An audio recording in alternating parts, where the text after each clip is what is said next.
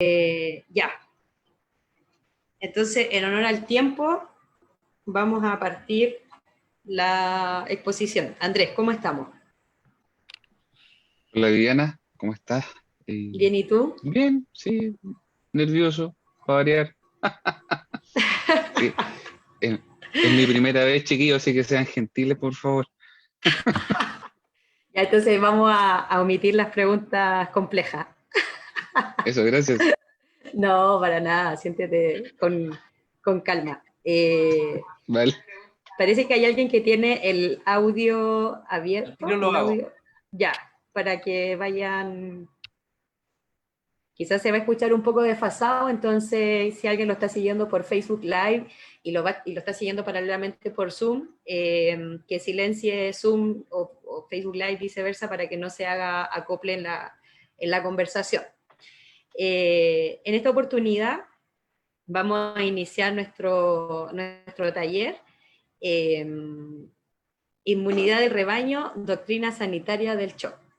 El invitado de hoy es el médico Andrés Garrido, quien es médico de la Universidad de Santiago, también participa también como docente en la misma universidad, en la escuela, en la unidad de bioética, en la Escuela de Medicina de la Universidad de Santiago.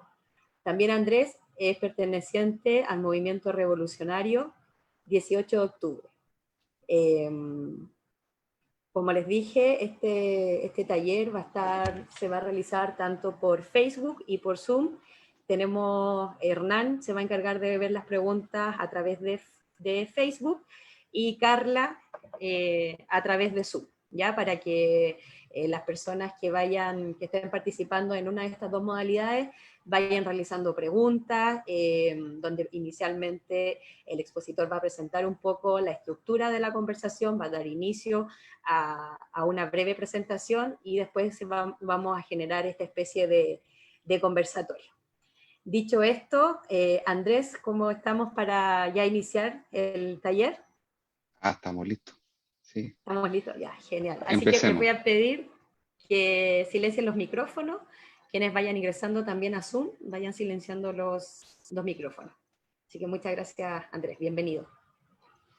Gracias Viviana, gracias a todo el equipo de la Asamblea Barrio Brasil, en particular a Johnny, que fue con quien hicimos el contacto para poder concretizar esta asamblea. Estoy eh, muy honrado por la invitación. Yo felizmente no me vengo a presentar como un experto epidemiólogo. Creo que tenemos suficiente de discursos de especialistas ya con lo que muestra la prensa y las redes sociales.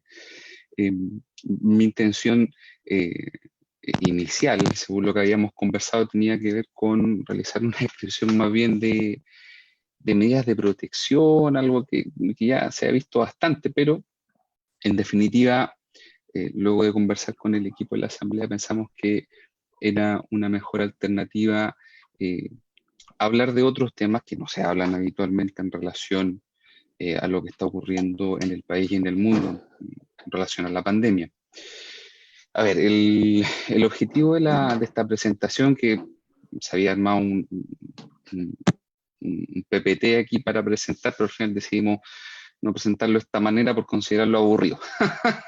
Así que mejor vamos a establecer un diálogo. Me pidieron que hiciera una síntesis de lo que queremos exponer. Yo creo que es necesario contextualizar en qué momento la pandemia llega a nuestro país. Nosotros estábamos en medio de un estallido social, eh, un conflicto político importante donde estábamos como población enfrentados a un gobierno que no ha dudado en violar derechos humanos, y que estaba perdiendo la batalla comunicacional también y el control, en definitiva, sobre una población absolutamente ya desgastada y cansada de los abusos. En ese contexto es que llega el coronavirus a nuestro país, y creo que no es una idea original lo que voy a decir. Vino bastante bastante de perilla a las políticas del gobierno la posibilidad de, mediante el chantaje de la muerte, encerrarnos en nuestras casas.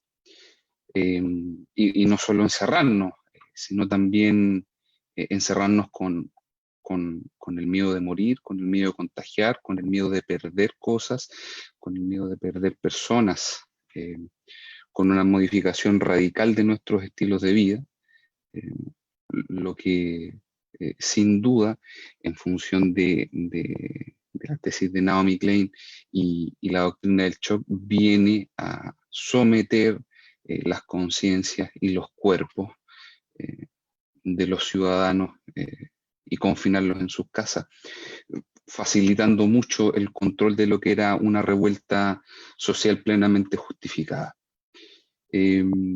Por lo tanto, el enfoque de esta presentación tiene que ver con describir cuáles han sido, desde el punto de vista de la epidemiología, las estrategias que ha asumido el gobierno para lograr este objetivo de utilizar para beneficio propio y de su gobernabilidad esta pandemia y los costos que ha tenido para la población.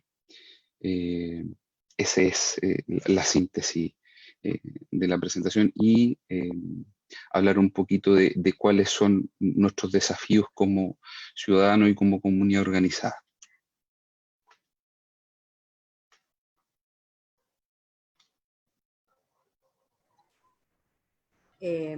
Genial. Andrés, si pudieses ir profundizando en alguno de estos elementos y a medida que vayan habiendo preguntas o elementos quizás que pudiésemos ir profundizando en el mismo diálogo. Perfecto. A ver, tratemos de utilizar la presentación que teníamos preparada inicialmente. Lo que estamos viendo ahí en pantalla es la presentación del día 25 de junio del estado epidemiológico en Chile. Si ustedes pueden ver en las cifras de fallecidos totales, está tachado, ¿ya? Los fallecidos totales, como ustedes deben saber, se informan de una manera en Chile y de otra manera la Organización Mundial de la Salud. Esto fue lo que desnudo desde Nueva York la periodista Alejandra Matus, que fue en definitiva lo que sepultó o lo que determinó la salida del exministro Mañalich del cargo. Nosotros tenemos que entender que en estricto rigor la contabilización de los lamentables fallecimientos se hace de diferente manera para las cifras que se muestran al interior del país, lo que se está informando a la OMS. Nosotros en realidad tenemos más de 7.000 muertos, ¿ya? Creo que es importante destacarlo porque precisamente parte de la estrategia de salud pública del gobierno se basó en disminuir la percepción del riesgo.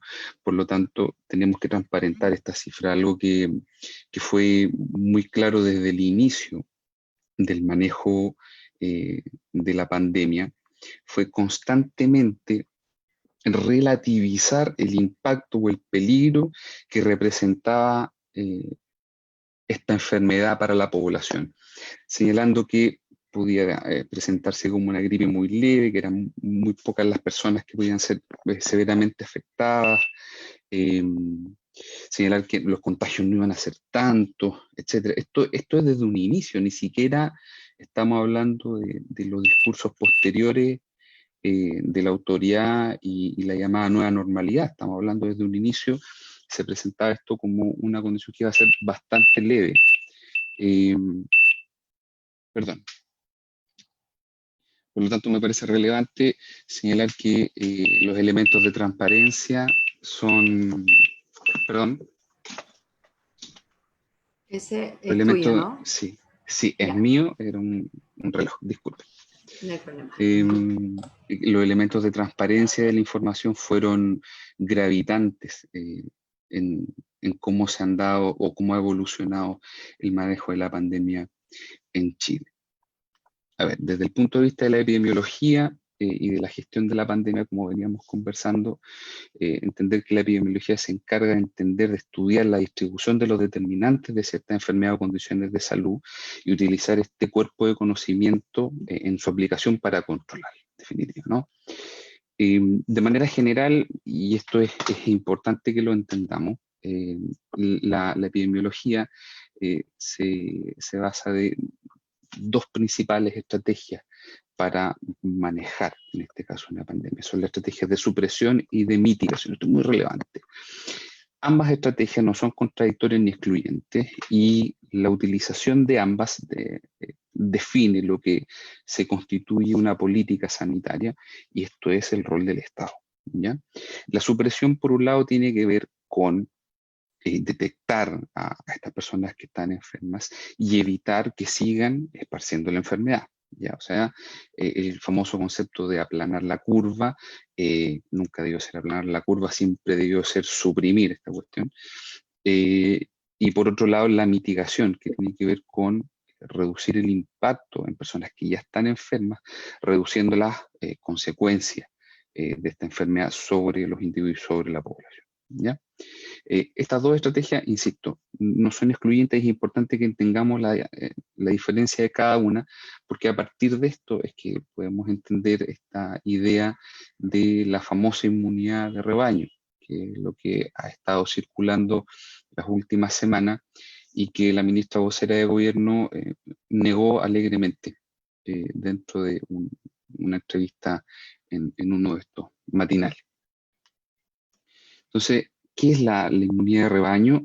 Es una estrategia de control de una infección, de una enfermedad, que tiene su origen básicamente en la medicina veterinaria. Esto es evitar a partir del aumento de los contagios en el grupo total de una población para que desarrollando inmunidad se pueda proteger a los miembros de ese grupo que no son inmunes.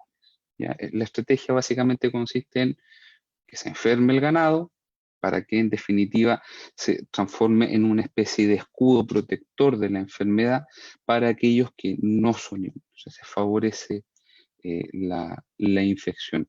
Habitualmente, este tipo de estrategias va de la mano de la utilización de vacunas, ¿ya? Para que este proceso sea seguro, ¿ya? Esto es la vacuna como herramienta de simulación de una infección para que el cuerpo humano desarrolle inmunidad. Es evidente que esto debe cumplir algunos criterios para que pueda tener una aplicación exitosa. Entonces, primero, que la enfermedad efectivamente desarrolle inmunidad. ¿Ya? Nosotros tenemos muchos antecedentes de enfermedades infectocontagiosas que no desarrollen inmunidad. El más grave, esto creo yo, puede ser el VIH, ¿no? Es una expresión muy clara de una enfermedad que se puede esparcir sin parangón y no genera ninguna clase de inmunidad, muy por el contrario, una enfermedad que se expresa como un déficit de la inmunidad. Y en otro extremo bastante más leve, el resfriado común, que nosotros enfrentamos durante todo el año y que una persona sana perfectamente se puede resfriar 7 veces en un año, en que, claro, es una enfermedad que, como la mayoría de las infecciones de carácter respiratorio, no generan inmunidad. Pero como el impacto es extremadamente despreciable, no representa una amenaza para la salud pública, a nadie le interesa andar desarrollando vacunas para los resfríos. No es negocio y tampoco tiene mucho sentido, a diferencia de la influenza, que sí puede ser una infección un poco más grave y para ello todos los años se ubican las cepas de influenza, las posibles mutaciones y se desarrollan vacunas específicas, ¿ya? Sin embargo, las infecciones respiratorias tienen este problema, mutan, cambian, por lo tanto, pensar en una inmunidad de rebaño en patologías respiratorias ya es una cuestión cuestionable, más si no existe una vacuna, ¿ya? Entonces, ¿qué pasó en Chile? Nosotros creemos que se propició abiertamente esta estrategia sanitaria en una ausencia de vacuna y en una completa incerteza respecto de la posibilidad de que la enfermedad generara efectivamente inmunidad, ¿ya? Nunca se tuvo claro desde un inicio si esta enfermedad podía desarrollar anticuerpos. Hoy día sabemos que parece que no, ¿ya?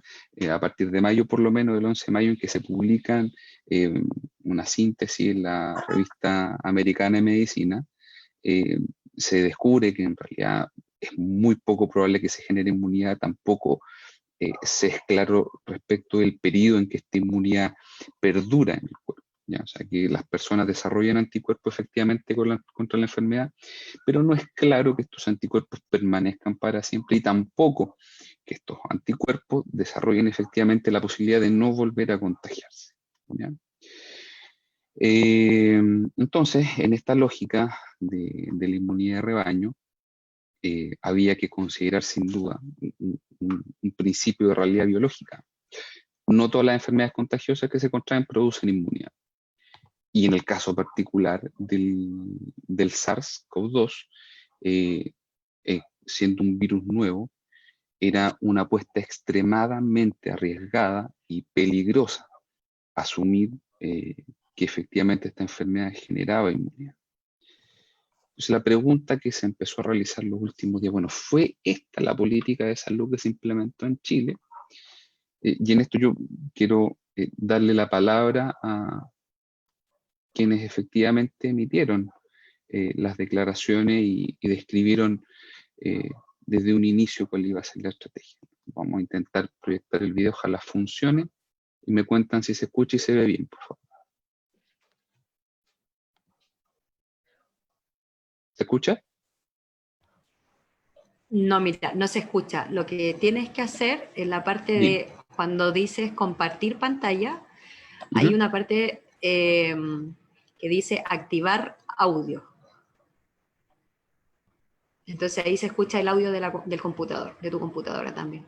Mira, En esta, Viviana, deja de compartir. Tienes que dejar de compartir pantalla. ya, perfecto. Perfecto. Ahora, Anda a compartir pantalla de nuevo y te va a salir al lado izquierdo una pestañita que dice compartir Ah, audio. acá está, perfecto. Activa esa Ya, pestañita. muchas gracias. De nada. Y ahí selecciono nuevamente. Ahí sí. El esfuerzo aquí Dígame que se no es escucha, que por favor. ahora nadie sí se contagie. ahora se escucha, perfecto. ¿Puede iniciarlo nuevamente? Ahora se escucha. El esfuerzo aquí no es que nadie se contagie, sino que se contagien las personas, porque la única manera de protegernos para el futuro de esto es que la mayor cantidad de gente se contagie, pero que se contagien de una manera lenta. La inmensa mayoría de la población se va a enfermar con síntomas, sin síntomas, va a quedar inmune. Nosotros hablamos de que hay una inmunidad de rebaño, una inmunidad de grupo, colectiva, cuando al menos el 60% de una población determinada alcanza esta inmunidad. Lo quiero decir de forma bien tajante, porque es como importante, finalmente uno puede reconocer errores, pero también tiene que decir las cosas con convicción, y yo aquí tengo la tranquilidad espiritual de decir que nunca en este país se pensó en una inmunidad de rebaño.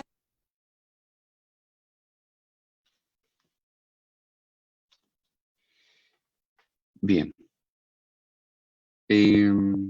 Yo no escuché nada, pero cuéntenme ustedes, ¿se escuchó bien? ¿Se escucharon bien las declaraciones, no? Yo había Sí, visto varias veces. se escucharon súper bien. Ah, Sí, se perfecto. escucharon bien. Sí, yo creo que encuentro la más grave en el video inferior, donde el ex ministro señala una estrategia de inmunidad de grupo, de rebaño. Luego la ministra vocera señala: tengo la tranquilidad espiritual que no aplicamos la estrategia de inmunidad de rebaño. Es tragicómico, ¿no? Sí, Es tragicómico. es gravísimo. Yo creo que Gravísimo. es gravísimo. En las redes sociales, por lo menos luego de estas declaraciones, donde se cuadró la subsecretaria Daza también, que ahí también se proyecta una portada, no una portada, una parte, un artículo de una columna de La Tercera, donde la misma señora Daza señala que tenemos que lograr que las personas se vayan enfermando progresivamente, ¿ya? O sea, efectivamente esto no hubo una intención de suprimir el contagio. La estrategia en Chile fue fundamentalmente de mitigación. Por eso es que se compraron ventiladores, por eso es que se potenciaron los equipos intensivos, se ampliaron las camas en los hospitales. Eso hay que reconocer que efectivamente se hizo, aumentaron drásticamente las camas de pacientes críticos en los hospitales. Algunos no fue suficiente, por supuesto. Pero la estrategia fue clara desde un principio, y esto fue permitir el contagio de la población, apostando a la supuesta inmunidad que no era clara, para en definitiva lograr esta inmunidad de rebaño que, en palabras del mismo ministro Mañalich, luego de la publicación de este artículo que le estoy mostrando, el día 11 de mayo, en donde se declara que existe una evidencia limitada y muchas preguntas pendientes en relación a la posibilidad de que luego de una enfermedad COVID se desarrolle una inmunidad frente a esta. Entonces, luego de eso viene lo que todos fuimos testigos, y es la caída del castillo de naipes que señaló el ministro Mañalich. Esto es, nosotros apostamos por una estrategia y esta estrategia falló. Luego de esto se tuvo que, cuando ya resultó evidente, sobre todo cuando se descubrió que la cifra de fallecidos era más alta de la que estaban informando a la población. Por si quedan dudas, yo creo que porque uno puede todavía seguir dudando, decir, no, bueno, dijeron pero no quisieron decirlo, dijeron pero no lo implementaron, que fue lo que dijo también la ministra vocera. No, se dijo pero no se implementó, en definitiva. Bueno, echemos una mirada a los hitos, a las anécdotas durante... desde febrero en adelante. Recordemos, por ejemplo, el caso del crucero en el sur de Chile, que teniendo antecedentes de que personas infectadas venían en ese crucero, se permitió el desembarco de esas personas a tierra chilena. Recordarán ustedes el intento de estrategia, que hay que decirlo muy claramente, una declaración jurada no es una estrategia, ¿ya? No es una estrategia sanitaria. Hay que tomar el ejemplo de países que fueron eficientes en el control de la enfermedad, y ellos hicieron un cierre de fronteras frente a esto derechamente, y un aislamiento inmediato, una cuarentena de 14 días de todas aquellas personas que llegaban al país. Y así se controla una enfermedad, no con una declaración jurada. Recordemos en marzo, luego de la primera convulsión de la llegada del virus, yo todavía recuerdo en las noticias ver cómo la gente, una detrás de otra y al lado de otra, descendían al metro, sin ningún respeto de distancia social, y obligados a ir a sus trabajos, ¿ya? Recordemos también las estrategias de vacunación que se realizaron en Chile en pleno brote. Se decide vacunar a la población adulta mayor contra la influenza. Resultado, en medio del temor, filas de adultos mayores esperando su vacuna de influenza, pensando que además la vacuna y la influenza tenía algo que ver con el coronavirus. Lo escuchamos varias veces en entrevistas que hacían a los adultos mayores en esas filas, pensando que era la vacuna contra el coronavirus.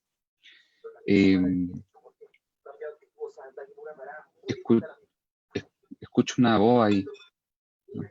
Estoy psicótico, estoy escuchando voces. No, ahí yo silencié el audio, sí, que lo que pasa es que se están metiendo personas y entran con el audio encendido, entonces eso pasa. Pero yo estoy silenciando los audios. No son las voces. No son las voces. Tranquilidad. Okay. Bueno, en fin, yo creo que cada uno de nosotros tiene varios recuerdos de todos estos antecedentes, de cómo las medidas fueron aplicadas o de manera ineficiente o eran derechamente malas medidas. Yo creo que la peor de todas, y hasta el momento, tiene que ver con permitir todavía que un porcentaje importante de la población siga acudiendo a su trabajo en funciones no esenciales. Es de lo más grave dentro de todo, porque se descubrió además, nuevamente Alejandra Matu, a quien yo creo deberíamos prenderle velas, una periodista excepcional que está dejando en ridículo al gobierno desde Nueva York a distancia, por Zoom, y utilizando las redes sociales. Una tipa brillante, por cierto. Cómo desnuda lo trucho de los permisos que están obteniendo las empresas para que sus trabajadores sigan asistiendo a generarle utilidades.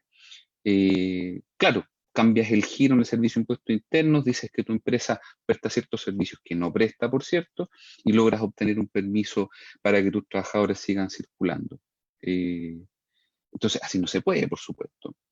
Recordemos también lo absurdo y lo prolongado de la discusión respecto de si teníamos que ocupar mascarillas o no. Cuando Mañalich señalaba antiguamente, y toda la mofa que hicimos de él por la expresión tenemos el mejor sistema de salud del planeta, nosotros sí tenemos que reconocer que en Chile teníamos una tradición de salubrista muy potente. Recordemos, yo siempre en los cursos de la universidad comento como un éxito tremendo de la salud pública en este país el control que logramos del cólera en el año 92. Pero a Perú le fue pésimo con el cólera en el año 92 y nosotros en Chile con una campaña potente de información, de educación a la población. Y en particular, y este dato me lo refieren organizaciones feministas, cómo las mujeres trabajaron haciéndose cargo en su territorio de la gestión de las enfermedades, de la epidemia y de los cuidados. Yo me acuerdo mucho todavía de esa época y me acuerdo que familiares mías participaban en grupos donde se enseñaban primeros auxilios, cómo reconocer señales de deshidratación, cómo desinfectar verduras, cómo lavarse las manos. Y estas enseñanzas que se transmitían en la comunidad, en definitiva, permitieron un éxito en el control del cólera. Fue un ejemplo. Bueno, ¿qué pasó? ¿Qué pasó que actualmente no logramos hacerlo de la misma manera? Cuestión que vamos a conversar más adelante. Recordemos también en relación a esta intención de promover el contagio, las aperturas con bombos y platillos de los centros comerciales. Oye, sigo escuchando ruido ahí, perdón. De los centros comerciales, una cuestión a mi entender gravísima y que generó nuevo aumento de contagio. En ese mismo momento ya se estaba hablando de una nueva normalidad, una cuestión terriblemente peligrosa, y nosotros vimos cómo se disparó la curva de contagio luego de estas declaraciones irresponsables. ¿Para qué hablar, no, de las licencias que se toman las autoridades políticas, ¿no? Vimos por ahí a un concejal del Frente Amplio andando en patineta en la plaza, ni hablar del desastre del funeral de la familia Piñera Chadwick, donde no se respetó 100% el protocolo, porque estaba lleno de gente, aunque digan que los músicos no cuentan, aunque digan que el cura no había que contarlo, porque esos no cuentan, según ellos, lo que refleja mucho su idea respecto a la población chilena, ¿no? Quiénes son los que cuentan y los que no cuentan. No se respetó, no había que abrir el féretro. En el hospital nosotros tenemos que constantemente decirle a las personas cuando mueren sus familiares que tienen 1 hora para llegar a mirar de lejos a sus pacientes, a sus familias, para despedirse. Porque después tenemos que poner sus cuerpos en una bolsa sellada que no se vuelve a abrir. Pero no. Entonces había que exhibir de manera grosera sus privilegios y dejar por el piso a la moral de todas estas personas que no han podido despedir a sus familiares muertos por COVID. ¿Qué más? Por supuesto, la negativa de las autoridades de gobierno a entregar alimentos a la población que tiene que estar confinada. Eh, lo permisivo, lo terrible de permitir que los empleadores se puedan dar el lujo de dejar de pagar el sueldo a los trabajadores. ¿Ah? Pueden repartirse sus utilidades, por cierto, pero no pueden pagar el sueldo de los trabajadores. Y dejar a la gente sin posibilidad, sin poder adquisitivo. Imagínate la presión de estar encerrado, sin plata y sin alimentos. Vimos lo que pasó en el bosque con eso. La gente salió a las calles. Ahí el chantaje, el miedo a la muerte no operó, pero sí operó la represión de carabineros, por cierto, ¿no? Que rápidamente se movilizaron nuevamente para dispararles a los pobres. En fin, yo creo que cada uno de nosotros tiene recuerdos de medidas nefastas o mal hechas que ha implementado el gobierno y que son luces que nos permiten entender que, claro, acá no ha habido una intención clara y contundente y robusta de suprimir el contagio, sino mediante las estrategias, las cuarentenas dinámicas, controlarlo, ¿ya? Para que, como dijo Mañalich en este gesto técnico, la gente se contagie lentamente, ¿no? Por lo tanto, no creemos las declaraciones de la ministra vocera y las explicaciones que han dado con posterioridad a otros miembros del gobierno, porque ha quedado en evidencia que no hay voluntad política para controlar esta pandemia. Y porque le sirve, ¿ya? Y en esto es importante que hagamos el link, la conexión, que termino más, el link, la conexión entre el 18 de octubre y lo que estamos viviendo ahora. Esto no es más que, desde nuestra perspectiva, no excluyente de otras interpretaciones del fenómeno, por cierto, una extensión de la voluntad del gobierno de mantener el control de la población. Eso podremos decir, no, pero es que no hay evidencia de aquello. Ya señalamos, ya describimos lo que ha pasado con las medidas sanitarias. Y por si quedan dudas, empecemos a mirar lo que está pasando en el sur de Chile. Empecemos a mirar lo que está pasando con estos vuelos rasantes en Tirúa.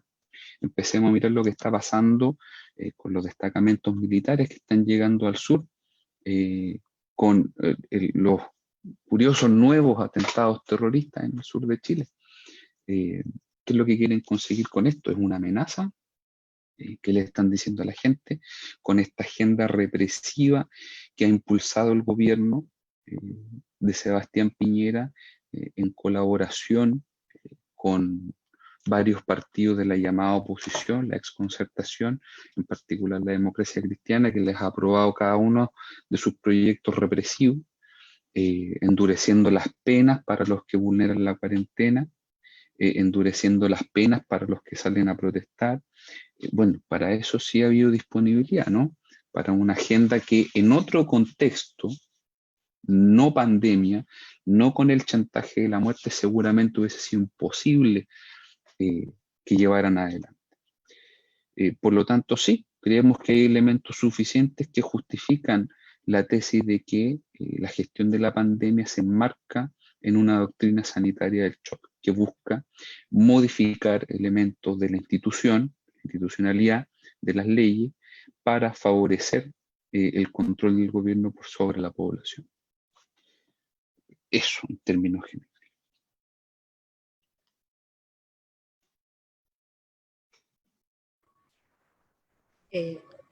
Muchas gracias, Andrés, por la exposición inicial.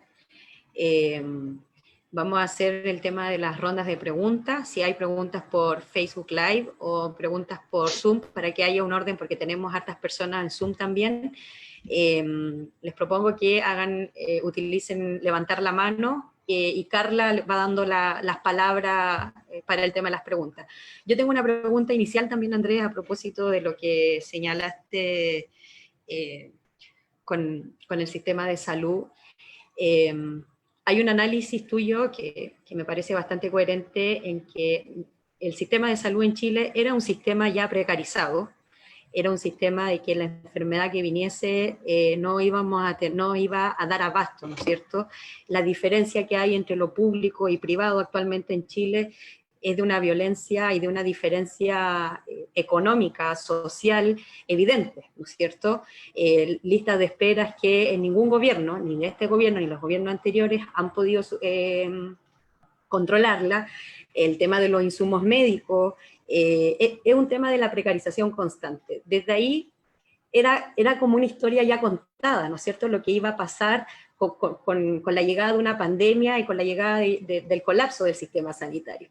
Pero por otro lado hay un discurso del gobierno que es un discurso que tiene que ver con la responsabilidad individual, es decir, es que la culpa es de la gente que no se cuida, la gente que no toma las medidas, pero por otro lado también pasa que las personas, muchas personas, no pueden quedarse en las casas porque también hay un estado débil, ¿no es cierto? Hay un estado débil que no provee lo mínimo, que no provee la subsistencia, que tiene que ver con la subsistencia de la alimentación, con la subsistencia de tener dinero para pagar las cuentas de agua. Se evidencia también el tema del trabajo informal que hay en Chile, que era una cosa que también veníamos arrastrando, una pobreza y finalmente el tema del costo de la vida versus la informalidad también en el trabajo. Entonces, esta crisis, y ahí te hago como también la pregunta, esta crisis sanitaria grafica también otros temas, depende de la capacidad del Estado en cuanto afecta o no el avance de la pandemia, o finalmente responde a responsabilidades individuales. ¿Cómo analizas tú ese tema? Yo creo que tenemos que rechazar categóricamente las insinuaciones del gobierno de responsabilizar a la población de la expansión del contagio. No es más que una tentativa de esconder su propio fracaso. ¿Ya? Nosotros ya expusimos los antecedentes, los hitos dentro del manejo de esta pandemia, por lo tanto ya nadie podría a esta altura señalar que acá la población es la que es responsable del contagio. ¿Qué es lo que muestra, me perdona la expresión, a mí me encanta, qué es lo que muestra la prensa canalla? Salen estos noteros de matinal a perseguir a la gente, a los cabros que se juntan en la plaza, ¿no? Para decir lo irresponsables que son. ¿Ah? Pero nadie pone atención en que la mayor parte de la gente que anda en la calle y que efectivamente anda contagiando o se contagia en sus trabajos, son personas que cuentan con su permiso entregado para poder circular. ¿Ya? Hoy día nos enteramos, o ayer no me acuerdo, que el porcentaje de personas controladas sin su permiso por la institución de carabineros y militares es solo de un 0,5%. ¿Ya?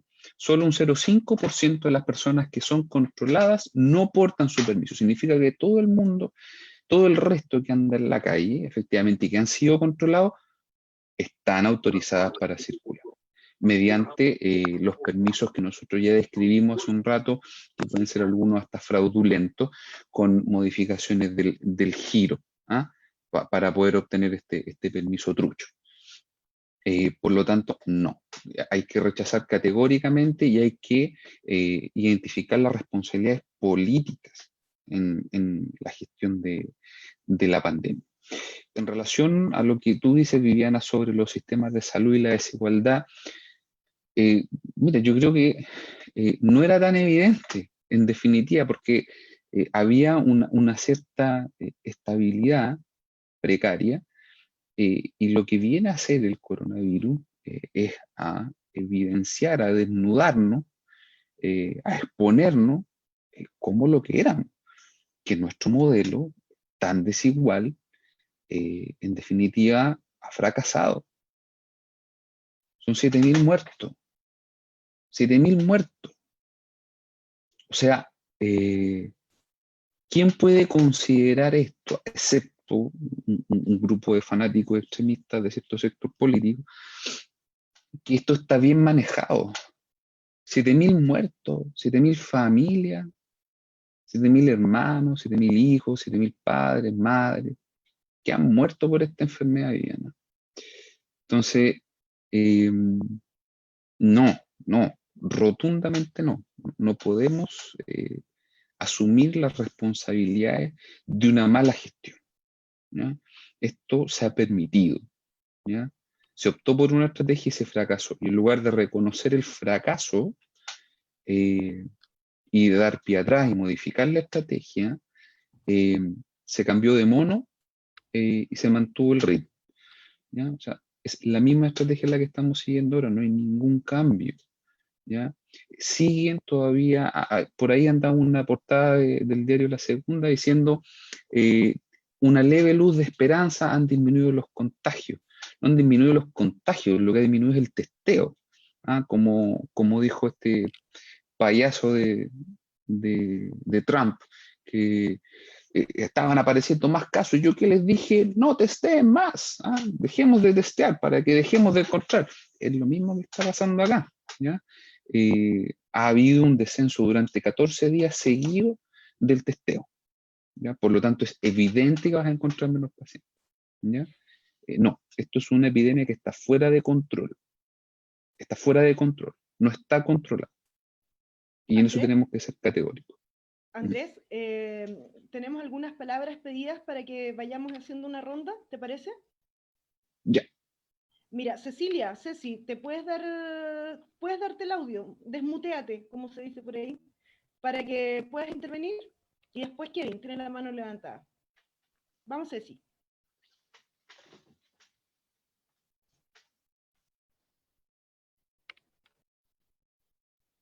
¿Tienes el micrófono abierto, Ceci? Sí, hola. Sí.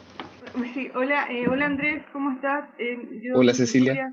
Yo soy enfermera de atención primaria y sabes que lo que me dices realmente me hace mucho sentido. Yo justo te iba a decir y hablaste el tema del testeo. Y a la gente se le promete de que va a ir, va a conseguir la PCR y eso no, nosotros no tenemos la cantidad que se está ofreciendo. Entonces quería saber ustedes cómo lo están haciendo también, porque para nosotros está llegando cada vez la gente más, a más angustia, no existe nunca nos tomaron en cuenta en primera instancia como para iniciar la educación de la población, y ahora como que siempre hemos sido como el hermano pobre de la atención primaria y ahora se preocupan de eso. Me hizo mucho sentido lo que dijiste en el tipo del cólera que se logró con educación, se trabajó con la comunidad, y eso no se logró hacer acá. Se miró la respuesta, los ventiladores. Lo que dijiste tú, tener más personal. Pero la parte preventiva como que no existió. No sé si... ¿Qué me puedes decir de eso también? Bueno, por lo menos ahí no sé si está viendo, se ve la proyección, ¿cierto? Los 4 elementos que según pensamos con nuestros compañeros de trabajo explican el fracaso. Ya me extendí un poco respecto al fracaso del modelo neoliberal. Y por supuesto, considerar que la APS no fue considerada desde un inicio. Como dijimos, la estrategia del gobierno, la política pública se centró en la mitigación, ¿ya? No en la supresión. La APS, la atención primaria, cuenta con una red extensa, instalada, que conoce el territorio, conoce la comunidad, conoce el lenguaje, conoce la jerga, conoce a los vecinos.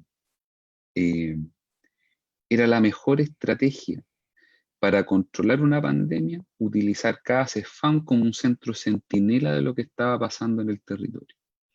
Y lo perdimos. Dejamos pasar la oportunidad. Todavía se debe hacer, por supuesto, en la medida en que no realicemos medidas efectivas de supresión, esto va a seguir avanzando. A mí me parece impresionante que hayamos normalizado los 200 muertos diarios. y los 4.000 contagios. No puede ser. ¿Ya? Nosotros tenemos que ponerle más recursos a la atención primaria y tenemos que utilizar esa red. Lo que ocurre es que todos los últimos gobiernos, concertación incluida, priorizaron la gestión hospitalocéntrica, ¿ya? Un modelo biomédico que es muy eficiente en el manejo de las complicaciones. En eso tenemos que reconocer que la medicina chilena es eficiente con los pocos recursos que tiene el sistema público hospitalario en el manejo de las complicaciones médicas. Pero no hubo un fortalecimiento adecuado de la atención primaria. Por lo tanto, entiendo y comparto contigo que ese debilitamiento del APS fue fundamental en el fracaso que estamos enfrentando ahora en el descontrol de la pandemia. Las fichas tienen que hoy apuntar a la atención primaria, sin duda. Ahí está la clave del éxito del control de la pandemia. Kevin. Bueno, gracias. ¿Se escucha?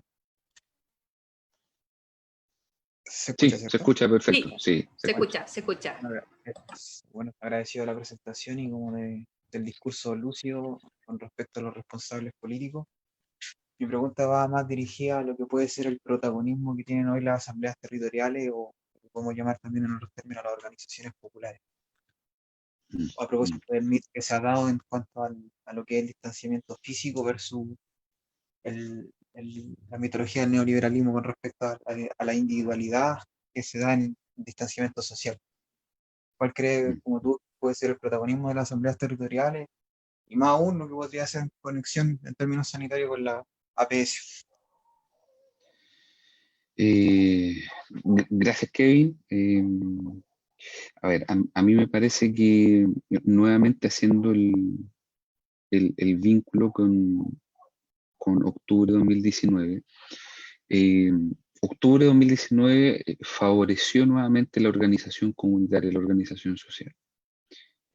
Nos organizamos para ir a atender heridos, nos organizamos para asistir a protestar, nos conectamos con otras personas, nos empezamos a conocer.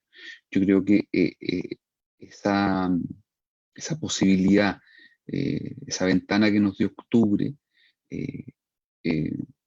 nos dio un piso que había sido destruido durante los últimos años del trabajo comunitario, había sido muy debilitado. Yo creo y estoy convencido que es la organización social, las asambleas, la expresión de las ollas comunes, son las que van a permitir en conjunto con la atención primaria que logremos superar juntos esta pandemia. El discurso neoliberal establece efectivamente que la responsabilidad es individual. Eso es un fracaso, ¿ya? Acá, con suerte, el modelo establecía la protección familiar como máxima posibilidad de organización social. Y la verdad es que una pandemia no se soluciona solo con eso. Es necesario organizarse con el vecino, con la vecina. Es necesario conocer las necesidades del barrio y del territorio. Yo creo y estoy convencido de que no podemos superar, dejemos de hablar de vencer, ¿no? Una lógica bélica, no podemos superar juntos esto sin la organización popular. Y uno ve con buenos ojos que la organización comunitaria está avanzando en este contexto. Por supuesto, y aquí nuevamente refrescar las noticias del día, el Partido del Orden sale con un protocolo de control de ollas comunes. Me puedo dar un lujito, pero qué hueá más patética, por Dios. Intentar controlar y protocolizar la organización social, eso demuestra lo alienados, lo boludos y lo mediocres que son nuestras élites dirigentes. ¿Qué se creen venir a protocolizar la organización social? ¿De dónde, con qué pata? Si no tienen calle. No tienen calle esos boludos y vienen a querer protocolizar la organización social. No, haciendo el ridículo para variar. No, No podemos superar esto sin la organización comunitaria, y tenemos que tener claro que esta élite en este intento va a intentar bloquear esa organización. No le conviene el poder ni el partido del orden que nosotros estemos organizados. No le conviene que hablemos. Nos quieren aislar. Esto que estamos haciendo ahora de transmitir experiencias, de contar relatos, de escucharnos mutuamente, es lo que el partido del orden no quiere. Porque vamos desnudando sus falencias, vamos desnudando su mediocridad, su desconocimiento. Como decía Mañalich, yo no tenía idea de que habían familias hacinadas. ¿En qué mundo vivía ese weón? Perdónenme. Bueno, y seguramente, como la Oneto lo defendía, no, es que no lo conoce. Yo le creo, yo creo que el tipo no la conocía realmente. Pero eso habla de quienes nos gobiernan. Son tipos que están completamente alejados de la realidad. Ellos y sus mesas de diálogo. Acá no, el único diálogo posible es entre nosotros. Pues ya vimos cuál es la intención de sometimiento y de vulneración de derechos humanos de este gobierno. Considero que no hay más posibilidad de diálogo con ellos. Eso.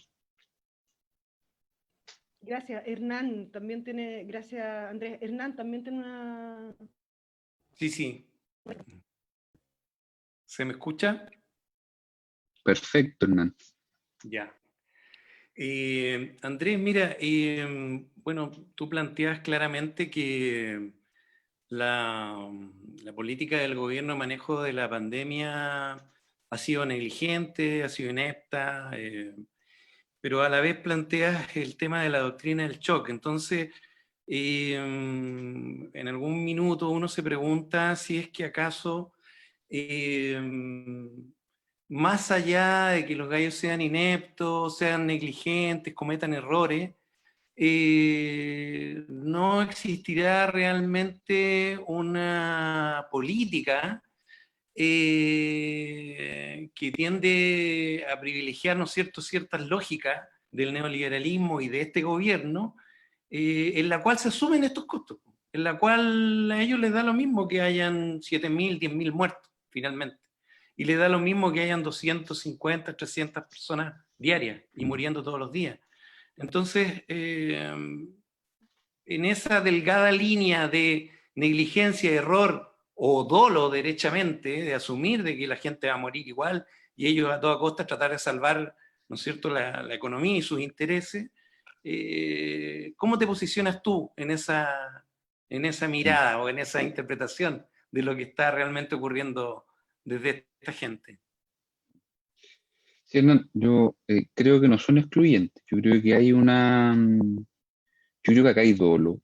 Yo creo que hay una intencionalidad. Está evidente la implementación de cierta estrategia sanitaria fracasada. Las cifras están a la vista y los relatos también. Pero al mismo tiempo hay intentos que apuntan a un trabajo además mal hecho. Yo creo que no es excluyente que haya una intencionalidad de permitir el contagio con la implementación de ciertas políticas que han funcionado mal. Por lo tanto, sí, creo que no es excluyente un dolo de una ineptitud. ¿Ya? Pueden hacer las cosas perfectamente bien estos muchachos, claramente.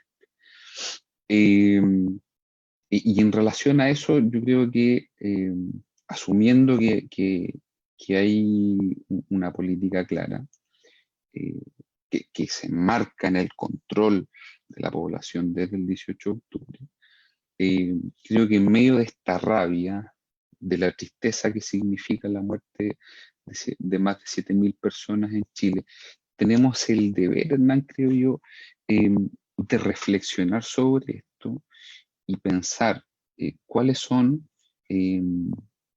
las alternativas políticas a lo que hoy nosotros estamos viendo.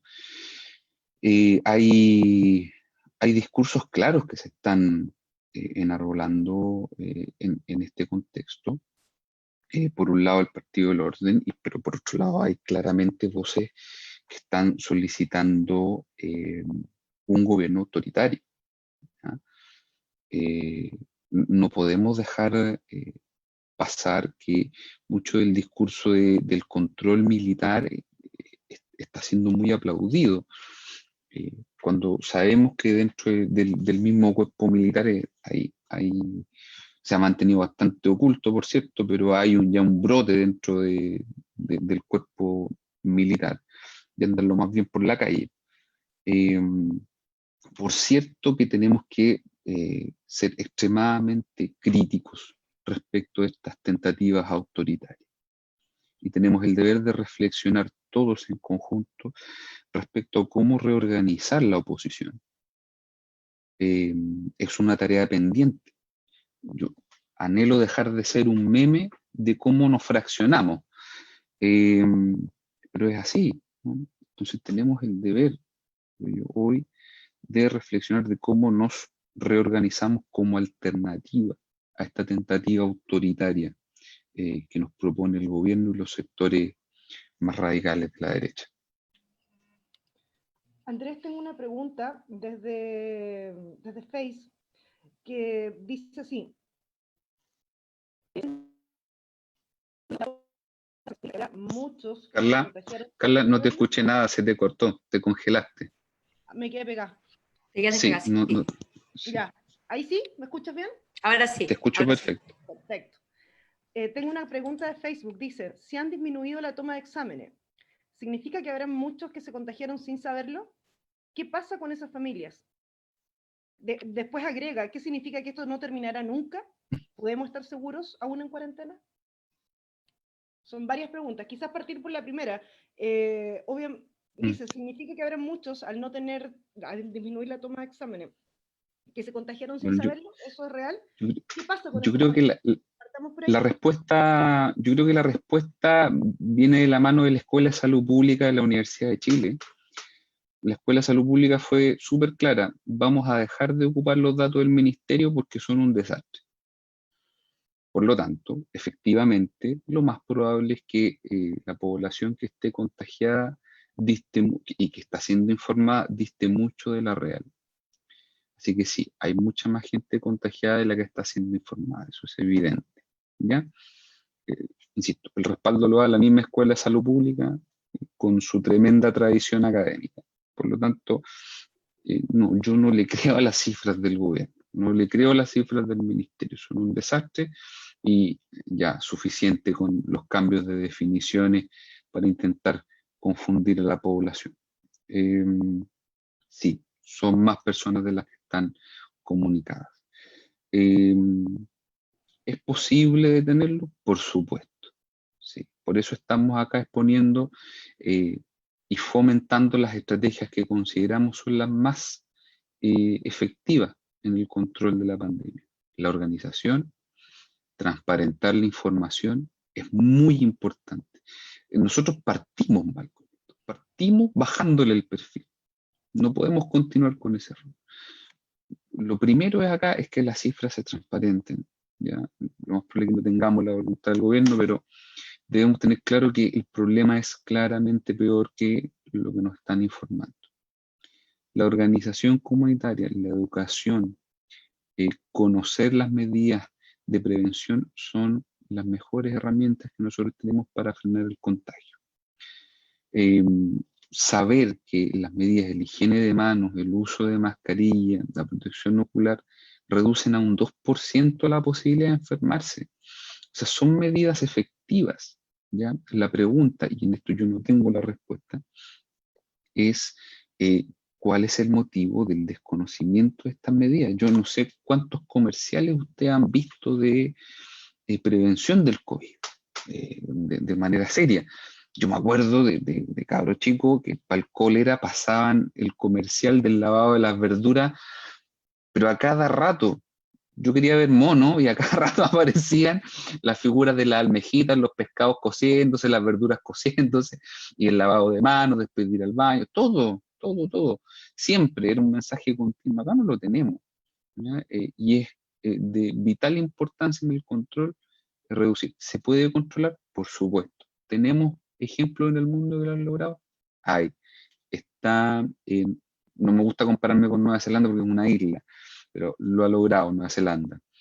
Pensemos un ejemplo maravilloso, Vietnam, que comparte 6.000 kilómetros de frontera con China, le ha ido excelente en el control de la enfermedad.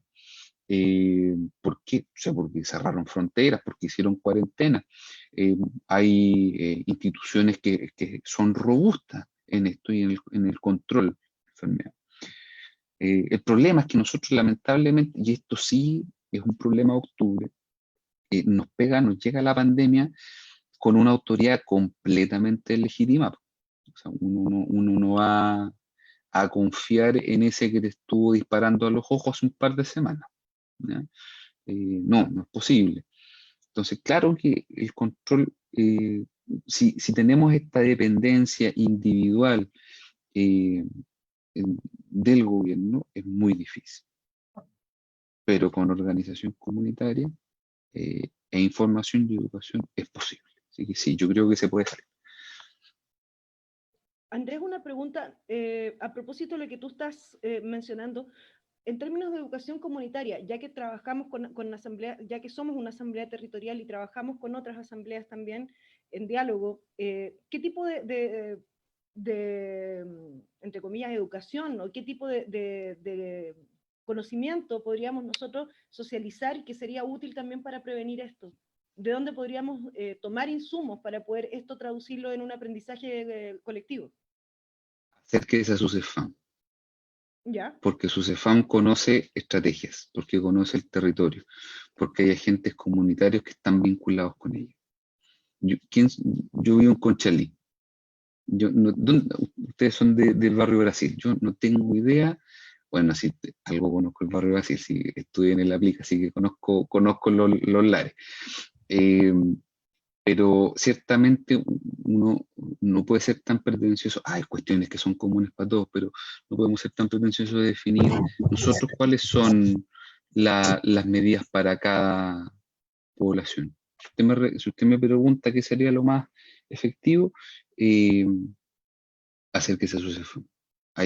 Créame que hay equipos que están trabajando en esto. Diseñen estrategias en conjunto. Vean a las personas que son más vulnerables, ¿ya? Diseñen programas de capacitación, de educación, cápsulas. Hay decenas de estrategias que están publicadas en repositorios de evidencia respecto al manejo de COVID en Internet. Y los centros de salud están capacitados para dar esa orientación. No son los expertos transversales y absolutos que los llamados a entregar esas directrices, son los territorios, ¿ya? Entonces, acérquese al CEFAM. Es lo mejor que podemos hacer, trabajar en conjunto para prevenir. Andrés, ¿me escuchas? Sí, escucho, sí, perfecto. Mira, hay una pregunta en Facebook que señala, quizás también se conecta a tu respuesta, de Oscar. Dice, ¿qué movimiento o grupo has visto que tengan un discurso que concuerde con tu análisis?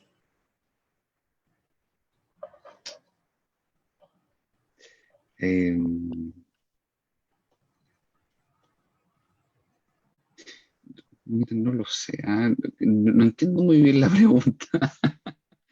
Yo creo que quizás como lo pienso, no sé, y quizás la persona, si está escuchando esto, puede remitir en la corrección, pero yo lo veo como en términos de discurso. ¿Qué agrupación, qué grupo tiene este discurso quizás más crítico con respecto a la gestión? ¿Cuáles son como las propuestas quizás distintas? Pensando como pasos a seguir, ¿no es cierto? Como la recomendación.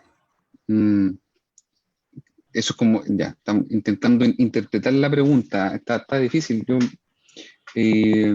por lo menos estoy adscrito al movimiento revolucionario 18 de octubre. Somos un grupo de personas que tenemos ideas afines. Por supuesto, yo creo que no hay ninguna organización que te represente completamente. Pero no sé si estemos en condiciones de enarbolar grupos de liderazgo. Tampoco me siento convocado a hacerlo, no me siento responsable para decir a quién seguir. No ando pregonando tampoco ese tipo de liderazgo, no. Yo creo que cada uno debe organizarse con grupos o con equipos con quien siente esa afinidad y trabajar en función de su objetivo.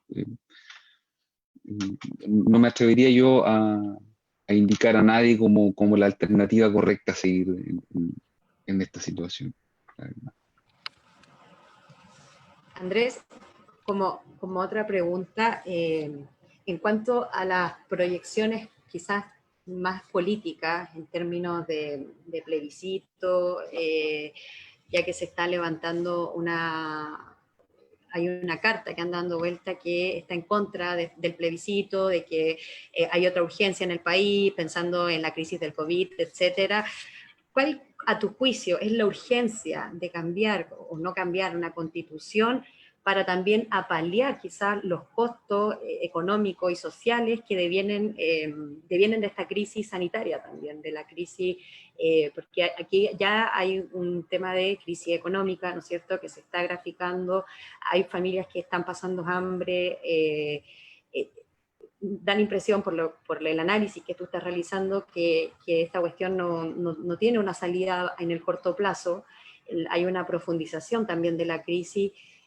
¿Cómo se ve eso versus la necesidad de cambiar la institucionalidad para dar una respuesta quizás más coherente desde lo social? Sí, yo creo que es muy relevante entender que el orden institucional hoy está vulnerado. ¿Ya? Yo adscribo a la tesis de Fesal Chaín, en que Fesal describe que nosotros estamos efectivamente ante un golpe bonapartista. ¿Ya? La institución está completamente quebrada. Los tipos no respetan, el gobierno ni su presidente no respetan la ley ni la constitución. En este momento, imagínese, hay una intromisión, una tentativa de control desde el Ejecutivo hacia el Poder Legislativo, que le quiere filtrar los proyectos a los parlamentarios. Los parlamentarios no cuentan con mi cariño, por cierto, pero imagínense que no son capaces de defender ni su constitución. No son capaces de defender la separación de poderes y el respeto de la constitución que es de ellos mismos. No la respetan. ¿Qué van a respetar otra constitución? En relación al plebiscito, es evidente que no quieren enfrentar el fracaso que les significa un eventual triunfo del apruebo.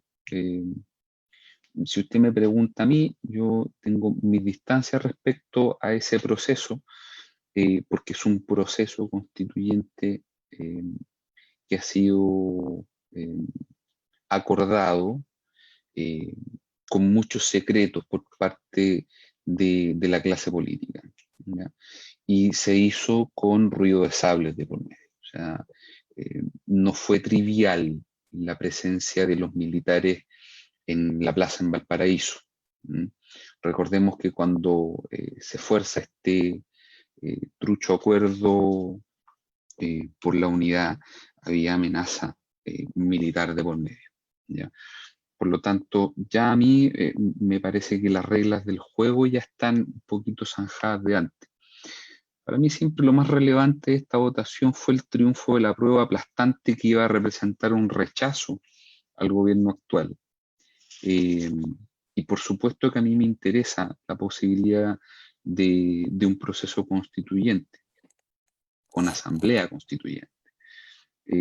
Me saldrán los leguleyos a decir que convención es lo mismo que asamblea. Yo tengo mis discrepancias, no es la discusión del momento, pero ciertamente creo que es el pueblo autoconvocado de redactar su constitución y no mediante un proceso de representatividad que tanto dolor ya nos ha traído. No me parece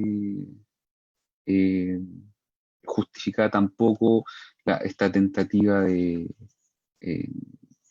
de la derecha más radical de querer suprimir el plebiscito, pero lo más probable es que lo hagan, ¿ah? O sea, yo entiendo que por el gobierno que la crisis sanitaria se extienda hasta marzo del 2022. Entonces, no hay que descartar la posibilidad que efectivamente se metan en, en el tremendo problema de cancelarlo. Pero no nos extrañe que lo hagan, ¿ya? No, yo creo en un proceso constituyente, sí, autoconvocado mediante asamblea constituyente. La discusión de los leguleyos, de esa paso. Ahora hay gente más capacitada que yo para dar esa discusión. Hernán, Sí, sí. Oye, Andrés, tú en la lámina que estamos viendo dices la tentativa autoritaria, el desafío de reorganizar la oposición. ¿Cómo ves tú que ese desafío se puede abordar? ¿Lo ves posible? ¿O cuáles son las dificultades que le ves a ese proceso y por qué esa necesidad de abordarlo? Eso. La dificultad principal que yo veo es la convicción de algunos sectores de la izquierda de seguir intentando dialogar con un gobierno violador de derechos humanos. Yo creo que hoy por hoy lo más complejo es seguir jugando este juego y a los ritmos del gobierno. Es un gobierno que, recordemos, ¿no? En noviembre estaba en el piso, un 6%. Ellos mismos se querían. Un 6% con un margen de error de 6%. Ni ellos se querían. Entonces, ¿qué pasó si teníamos un gobierno contra las cuerdas? Ahí entonces recordamos este antecedente de la negociación de ciertos sectores de la llamada oposición con el gobierno intentando defender la institucionalidad y la democracia representativa y sus privilegios. Yo creo que hoy el gran obstáculo son precisamente esos políticos que están dispuestos a usurpar la voluntad popular.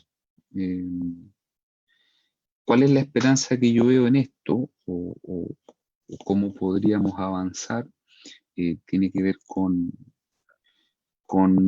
extender el trabajo de las asambleas y desde ahí generar organización y propuesta política.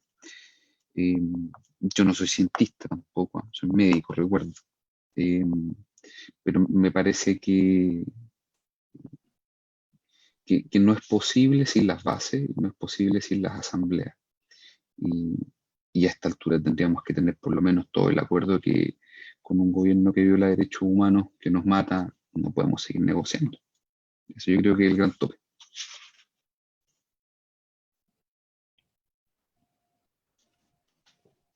Tengo Andrés. Andrés. Sí. En cuanto a yo creo que quizás una pregunta que viene bastante, ¿cómo termina la crisis? ¿Cuándo termina la crisis sanitaria? ¿Cuál es la salida? ¿Cómo analizan? Pensando en el contexto latinoamericano, pensando quizás, no sé, lo que está pasando en Bolivia, en Ecuador, nos estamos acercando a ese escenario o están ocultando ese escenario en cuanto a la mortalidad. ¿Cómo ves la salida de esta crisis sanitaria? ¿Cómo la analizas? Desde el punto de vista técnico, yo adhiero a las propuestas del Colegio Médico y sus expertos. No así en su proceder político, pero sí en sus propuestas técnicas. Me parece que la estrategia para salir de esto es testear a la mayor cantidad de gente posible, ser estrictos en el seguimiento y aislamiento de esos casos, residencia sanitaria efectiva, protección social, licencias médicas efectivas, alimentación asegurada. Ese es el camino, ¿ya? Si tú vas a confinar a la gente, no la puedes confinar sin sueldo, sin comida, sin licencia médica, sin PCR, ¿ya? O sea, tenemos que testear, aislar. Esa es la estrategia, no hay de otra. ¿Ya? En esto adhiero a la propuesta técnica del Colegio Médico. Ese es el camino.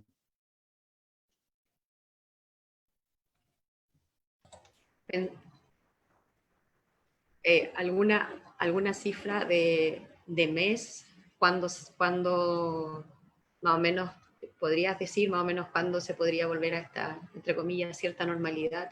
¿Te arriesgas a decirlo? Ahí escuchemos a los expertos. Yo, hasta donde Proyección. que lo más probable es que no tengamos primavera, estimados. Así como vamos. Si no hay cambio en la estrategia, si seguimos con estas cuarentenas light y permisos para empresas no esenciales, está muy difícil controlarlo. Con este nivel de testeo que tenemos, no, ni una posibilidad de control. Si mantenemos esta línea, nos vamos a quedar, hasta ahora nos estamos quedando sin primavera, ¿ya? Y no puede descartar que hasta el verano estemos así si no hay un cambio claro en la estrategia sanitaria, ¿ya? Escuchemos a los expertos. Y el Colegio Médico tiene excelentes representantes, excelentes saludistas.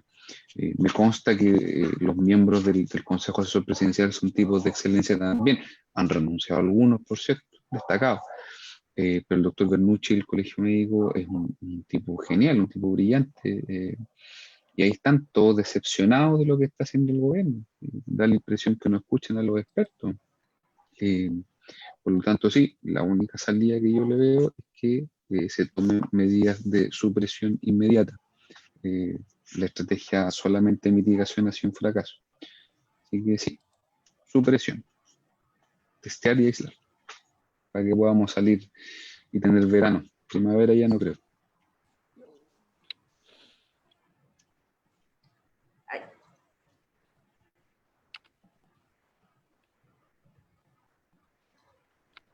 Hernán, ¿la lees tú? Bueno, tenemos una pregunta, Andrés, en Facebook que hace Francisca. Ella pregunta, ¿qué opciones ves que la vacuna se reparta masivamente una vez que sea descubierta? Y si acaso esto va a depender de quién la descubra, de qué país la descubra o qué estado la descubra. Sí, hay varias vacunas en estudio. Mire, aquí en esto no quiero ser pesimista, estimados, pero nunca hemos desarrollado una vacuna para un coronavirus. ¿Ya? Eso es una triste realidad. Pero sí hay varias que están en curso y en fase de experimentación. Me parece que somos una población por hoy muy deseable, considerando el descontrol que tenemos, para experimentación. La estrategia de la inmunidad de rebaño ya fue un experimento, por cierto, con responsabilidades penales y civiles, pero una vacuna, yo creo que sería una población definitivamente apetecida considerando el descontrol que tenemos. Desconozco no soy ducho en las dinámicas geopolíticas para decir qué vacuna llegará primero o si nos van a priorizar o no. No puedo responder eso.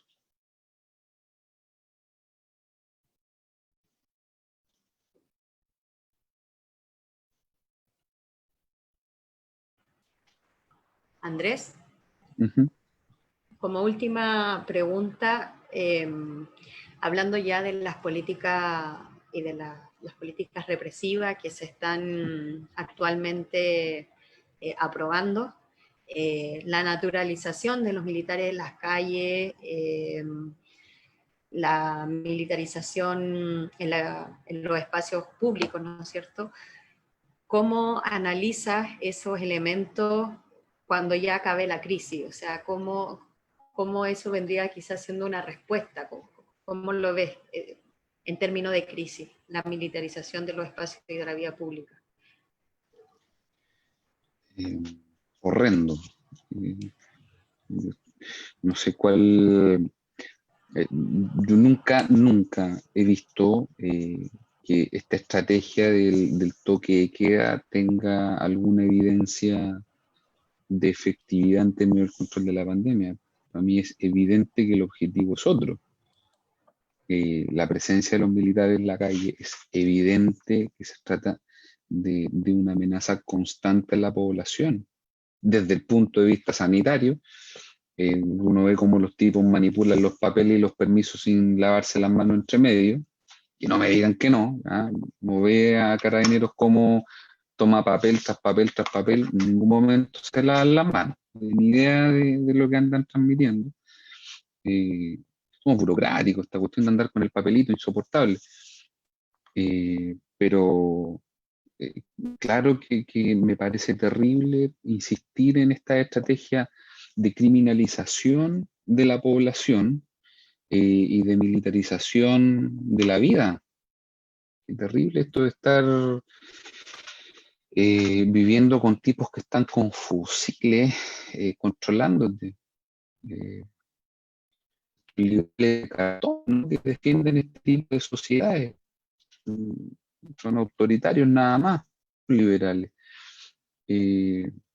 No, yo entiendo que el gobierno está feliz de mantener el estado de catástrofe por 3 meses más cuando lo volvió a decretar. Es el objetivo, lo sabemos.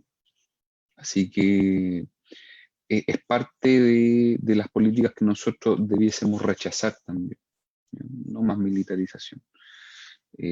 No vayan a decir que no hay delincuencia, que por la delincuencia hay que tener a los milicos en la calle.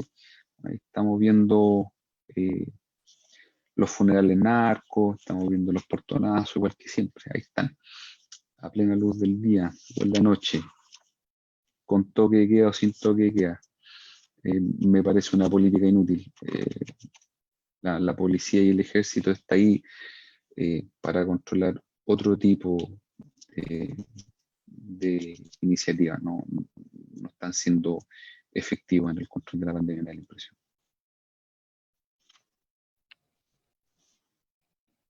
O sea, si hubiera menos gente transitando en la calle, no necesitaría todo ese contingente. Hay que reducir la movilidad. Eso es lo que hay que hacer. No tener más policía en la calle. Todo lo contrario. Tener menos gente, se necesitan menos policías. Y pensando también cómo la naturalización de lo que implica que hayan militares en las calles, pensando en cómo se vienen quizás protestas en demanda de lo digno, ¿no es cierto? A propósito de que el Estado no se está haciendo cargo de lo básico, de lo mínimo. Sí, ya hay movilizaciones convocadas, por cierto. Así que hay que estar muy atento al comportamiento de las fuerzas de orden.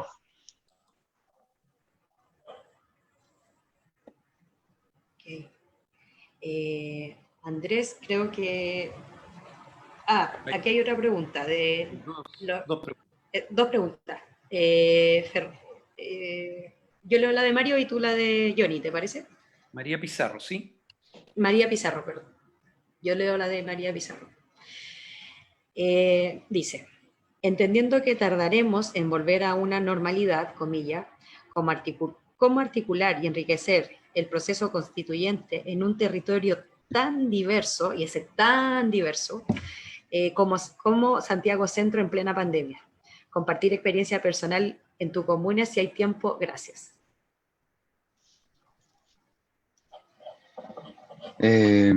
Yo insisto, yo creo que hay personas más capacitadas que yo para hablar del proceso constituyente.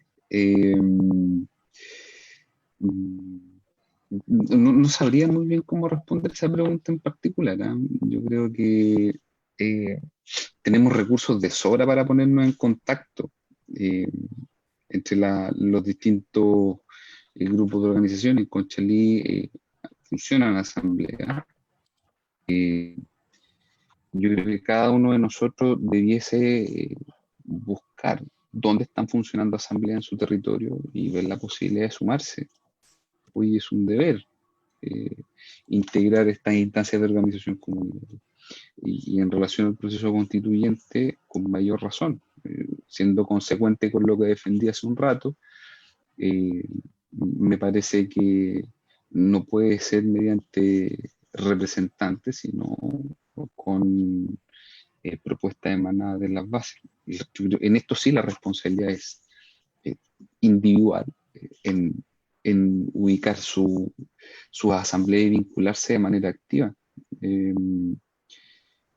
Y idealmente compartir experiencias con otros territorios.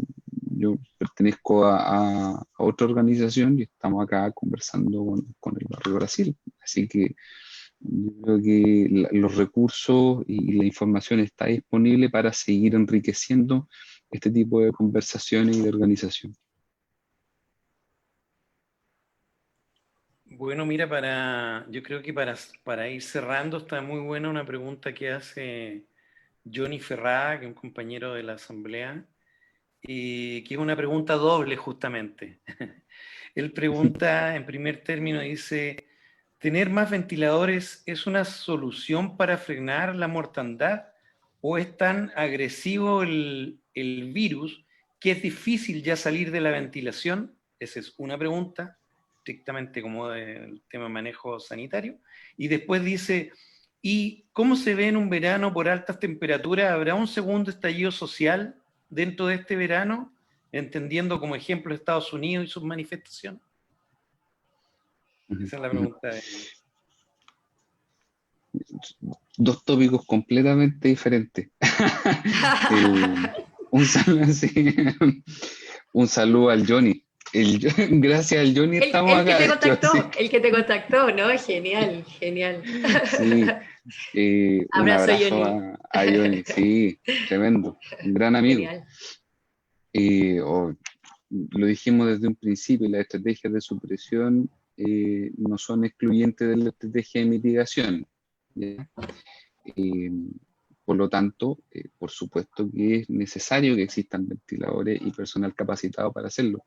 Yo no me encuentro dentro de ese grupo de intensivistas, pero me consta que en el lugar donde trabajo, el equipo de hospitalistas que se dedica al trabajo de paciente crítico es de excelente nivel y por supuesto que es una herramienta para evitar las muertes. Si pensemos que nosotros solo estamos hablando del aumento de la cantidad de muertos por COVID, pero nadie todavía, será otra vez Alejandra Matus que lo haga, ha hablado del aumento de la mortalidad por otras causas, producto del colapso sanitario.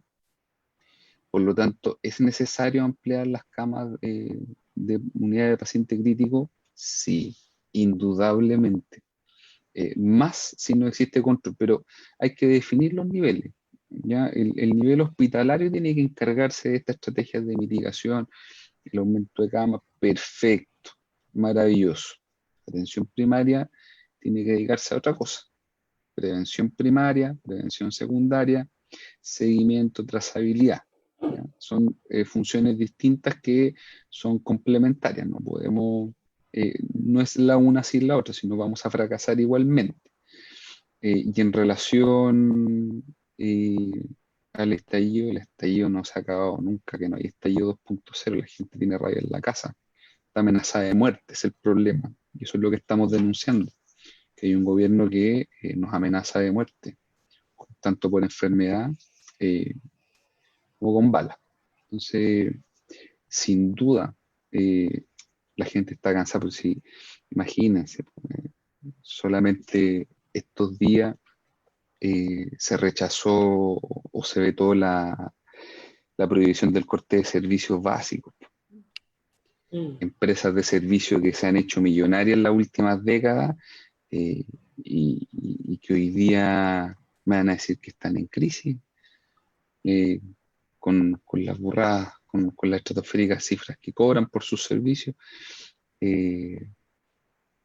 Imagínate que se vende como un apoyo, como una ayuda el hecho de que madres tengan que extender su postnatal mediante la utilización de sus seguros de cesantía. Eh, y se la cree al tipo cuando la presenta como una gran ayuda, se la cree. Eh, Ojalá que la gente se dé cuenta del engaño, ¿no? De esto de que no es una ayuda el que eh, te dejen rascarte con tus propias uñas, no es una ayuda. Eh, Acá hay un gobierno que ha sido tirano. Por lo tanto, estoy convencido de que hay malestar. Lo que pasa es que la gente está muy asustada todavía. Eh, pero quién sabe, ya fueron 30 pesos en algún momento. El otro día fue el caviar, el paté de jabalí. Cualquier chispa en cualquier momento puede volver a desencadenar una revuelta. Eh, y esperemos que así sea en realidad. No podemos seguir así. Andrés, Ujú. ¿podemos una última pregunta? Una última, no. ¿Qué Dijimos hora es? dos. ¿Por qué no le hacemos las dos en una? Porque son las dos de salud. Yo puse acá en el... Ya, yo la de Liz González, ¿no? Ya, entonces dice, Liz González señala, ¿cómo le dices a un paciente por contacto estrecho que es independiente que se quede en cuarentena si no tiene que darle que comer a su familia, pagar arriendo, etcétera? Si uno no sabe que la ayuda no va a llegar pronto. Y Elvis pregunta también, tema sanitario, ¿cuál es la situación real de lo que está sucediendo en los hospitales con los enfermos COVID-19 y el personal de salud? Y si acaso es real esa leve mejora que indica el ministro de Salud. Ya, a ver, eran varias. La primera, ¿cómo lo hago con un paciente de contacto estrecho que no tiene las condiciones eh, materiales para poder realizar una cuarentena? Bueno, lo que hemos estado refiriendo durante esta conversación es que efectivamente esto no es posible sin gasto público, ¿ya? Eh, Desde un inicio de la gestión de la pandemia, nosotros sabemos que la prioridad del gobierno fue proteger la economía, esto es, reducir, no aumentar el gasto público, proteger, digamos, los grandes capitales, evitar el endeudamiento, excepto con el Fondo Monetario Internacional que nos va a salir una pierna. Por lo tanto, no. Con políticas de austeridad en este momento, no. Bueno, austeridad para algunos, pues. Ellos seguirán comiendo caviar y queso de búfala, qué sé yo. Eh, pero con austeridad esto no se logra. Protegiendo o no endeudándose no se logra. Aquí tiene que haber un gasto. Eh, Finalmente entendemos que esto nos va a salir más caro. Eh, por lo tanto, claro, ¿cómo le digo yo a esa persona? Yo no puedo. Yo no puedo obligar a esa persona a quedarse en la casa, ¿no? Tampoco tengo una vocación policial para denunciar a esa persona. Eh, las condiciones materiales hoy no permiten que esa persona haga una cuarentena de manera adecuada. Por lo tanto, yo espero que nos alineemos todos en la voluntad de exigir al gobierno un aumento del gasto público. Si es necesario endeudarse, bueno, nos endeudaremos. Qué fácil me dirán por ahí, como no es tu plata. Bueno, sí, pero ¿qué es nuestra plata? Pues efectivamente, si lo que se ha ahorrado durante este tiempo efectivamente es patrimonio y la riqueza de todo el país. Por lo tanto, exigir que se utilice en la población y no en rescatar a LAN, por ejemplo, yo creo que es una exigencia legítima. Por lo tanto, sí, nuestra exigencia tiene que ir en esa línea. Aumento el gasto público para que las condiciones materiales eh, le permitan una cuarentena efectiva. Eso, con relación a esa pregunta. ¿Y las otras? ¿Cuál es? La otra era, Elvis de Ríos dice, ¿cuál es la situación real de lo que está sucediendo en los hospitales con los enfermos COVID y el personal de salud? Y si acaso es real esa leve mejora que indica el ministro de Salud. Sí, en relación a eso mencionamos que el testeo lleva 14 días en descenso. Por lo tanto, señalar como un éxito esta leve mejoría, no, se está testeando menos. ¿Ya? Por lo tanto, si se testea menos, se encuentra menos. Fin de la discusión. Y en esto hay ilustres saludistas que han señalado el motivo de esta disminución. Revisar ahí en redes sociales eh, que la explicación para ellos es evidente. No se testea, no se encuentra. Y en relación a lo que está ocurriendo en los hospitales, sí, bueno, faltan EPP, sí.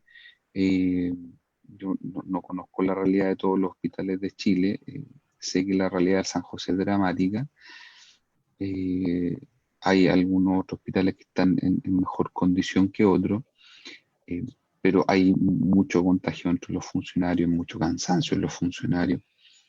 Eh, en algún momento me tocó en un turno que hubo que había fila, había espera para la morgue, ¿ya? Para anatomía patológica. No, terrible. Sí, es una situación dura. Así que todo mi respeto a los equipos de salud hospitalarios también, que están ahí eh, dando la cara pese a las malas políticas del gobierno. ¿Y la leve mejoría que indica el ministro de Salud es real o no? No, eso lo respondí Ya. al inicio, no. La explicación es la baja continua del testeo. Sí, ya 14 días disminuyendo el testeo, es evidente que vamos a encontrar menos casos. Eso ya los saludistas, los biólogos ya lo explicaron, eso durante el día de hoy, ayer. Se está venía advirtiendo hace rato, se está testeando menos, se está testeando menos, se está testeando menos, y de repente dice, uy, han mejorado las cifras. No, no se están buscando como corresponde, hay menos testeo. Ese es el motivo.